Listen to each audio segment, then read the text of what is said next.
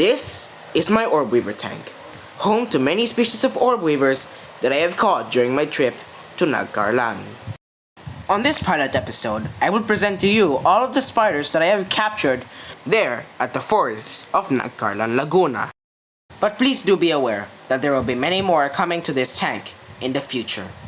Some of the spiders have passed away, some of them stay alive. Welcome to Orb Haven.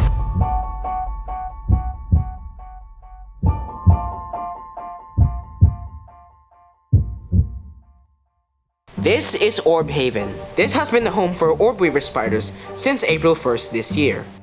Its substrate is mainly sand, but it's covered by carcasses of its former inhabitants, hermit crabs. I caught these crabs there at Pico del Oro, Batangas, which is now my favorite hotel. But unfortunately, these crabs didn't last very long as they died a few weeks after I brought them in.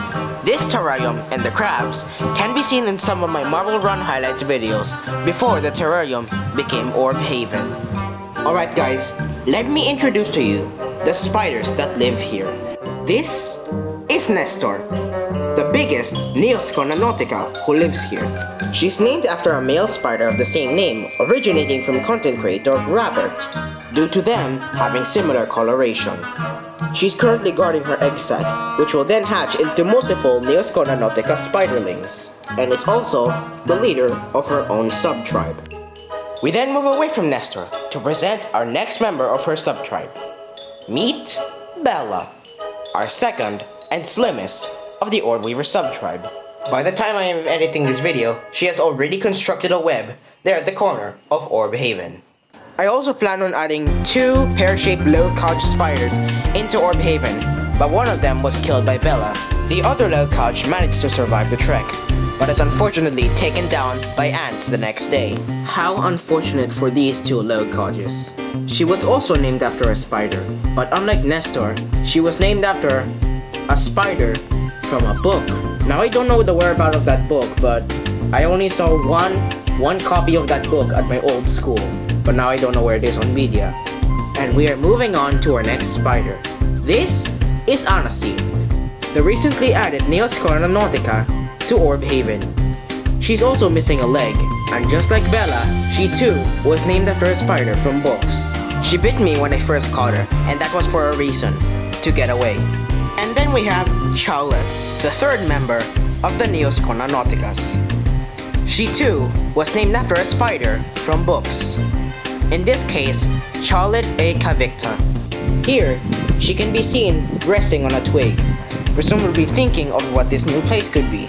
We move away from Charlotte and have our camera pan to Miss Delight, a leokimvideo orb weaver.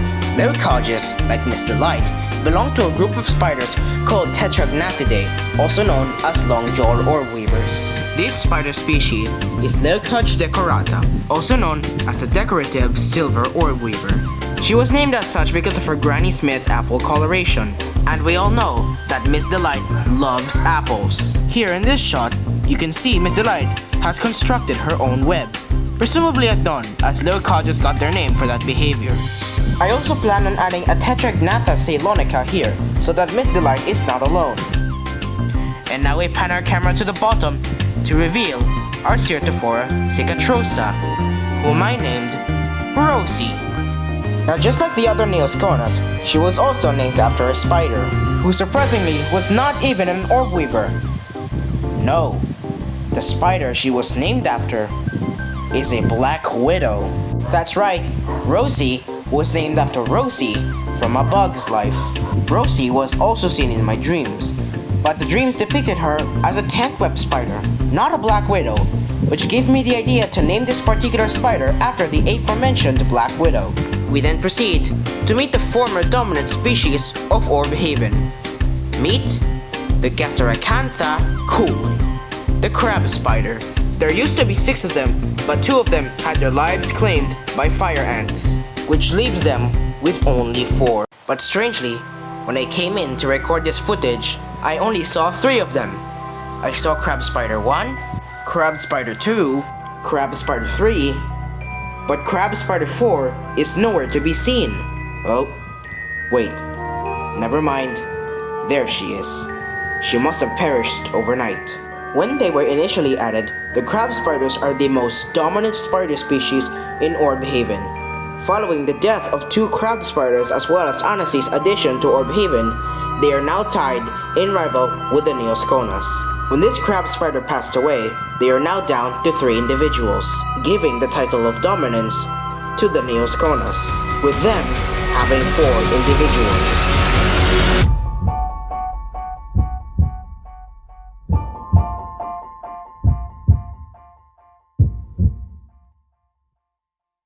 Above Orb Haven is a container full of new orb weavers. Everyone, this is the Zossis geniculata, the Grey House Spider. Specifically, you are looking at their leader, Vaggie. Actually, it's pronounced vaggie. Okay. Anyways, Vaggie is the slimmest and the leader of her own tribe. And here's the thing about Zossis geniculata. They are not true orb weavers, they just happen to spin a web, just like an actual orb weaver. Now the thing is, I actually caught 3 of these Zossis geniculata. You can see 2 individuals just at the back of Vaggie. Do you want to learn how unique the Zossis geniculata are? Here's what's unique about them. When they hunt, they spin their web at their prey, covered in digestive enzymes, and wait for the prey to die. Now the thing is, why can't they just inject their prey with venom? Well, that's the point. They can't. These spiders belong in a family, Uloporite, which are actually non-venomous. Can you believe it, guys? Spiders with no venom? That's actually crazy. If you just look below these criblet orb weavers, I have actually caught another tent web spider, so Rosie isn't alone anymore. I actually got this roach from school and I intend to feed this roach to my orb weavers. So before we feed this to the orb weavers, let's go transfer them and take a little bit look of Vaggie and her gang. And here we can see that better side view of Vaggie. You can see how slender she looks, how small her abdomen is compared to the other ones. And here's a better look of the other 2 criblet orb weavers that I just caught. You can see how big and fat their abdomens are. Well guys, the time has come. Time to add these criblet orb weavers to Orb Haven.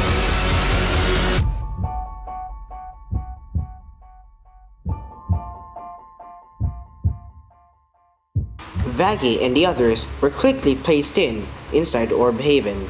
One of them decided to go to Rosie's web. This one right here, she's not in a good spot because Nestor is right there guarding her egg sac. The new tent web spider was then added shortly after the criblets were introduced to Orb Haven. She initially refused to let go, but ended up in one of the webs that one of the spiders had constructed. Yep, here's a better view of that new tent web, and we are gonna pan over and explore the new version of Orb Haven with the new spiders are added. And this criblet orb weaver is still in that danger spot because Nestor is still guarding her egg sac. Man, this one sure likes to hang out with Rosie, I guess, as she's still on that spot. Well, it looks like the brand new tent web has just retreated and is now underneath one of the egg crates. And if we pan over our camera here, there is Miss Delight, who's getting very angry at the new tent web orb weaver because when the tent web spider moved, Miss Delight felt the vibrations and she turned over to the tent web. And I added in the cockroach. Oh, she just scampered a little bit. But unfortunately, this is a failed feeding as the roach fell through Miss Delight's web. And she's not gonna be happy with that. There is the roach who is lucky to have escaped the Miss Delight's web, but it won't survive for long because if it flies back, it might get snared in the web. Speaking of cockroaches, there's also a young Turkestan roach living under the egg crates. That's my sister's, by the way. And at last, Charlotte decides to move. Wow, Charlotte. Seems like you finally made the decision to move from your spot. Eh? Charlotte? Yep, she's definitely moving right now, but I don't think she's gonna move from her spot. Just move a little bit and just spin webs.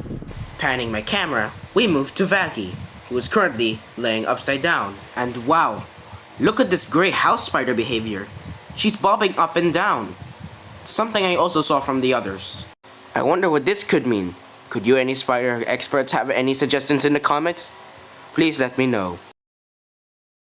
I came back to check their progress in Orb Haven. In this shot you can see Vaggie laying in an abnormal formation, as her legs are currently spread, as they should be stretched. Charlotte did not move from her spot, and once again stayed still at her stick. Man, you guys, how long is Charlotte gonna be there? This criblet Orb Weaver is still at Rosie's web.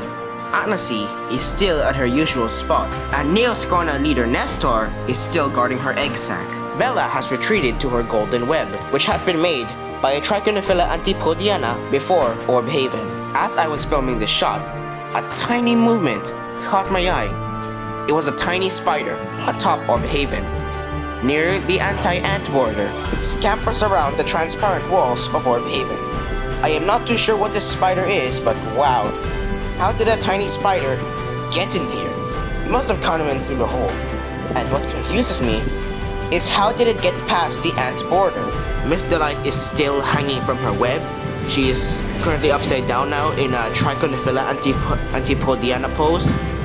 Yeah, that's my latest update on Miss Delight.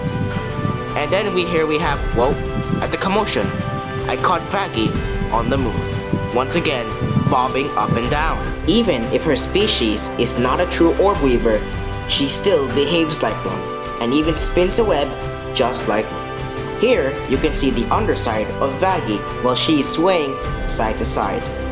What a true marvel. And well guys, and that, my friends, is the end of the pilot episode. I'll see you all there on week 1.